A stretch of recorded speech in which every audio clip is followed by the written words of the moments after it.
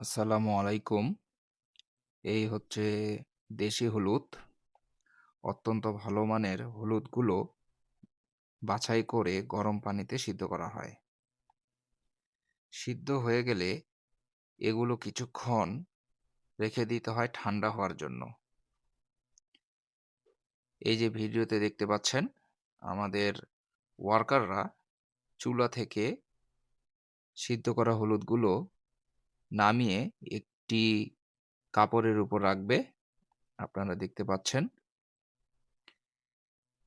কাপড়ের উপর রাখা হলে এগুলো কিছুক্ষণ রেস্টে রাখা হয় ঠান্ডা হওয়ার জন্য। ঠান্ডা হওয়ার পরে আমরা এগুলো রোদে শুকাতে দেওয়া হয় হলুদের শুঁট প্রস্তুতির জন্য।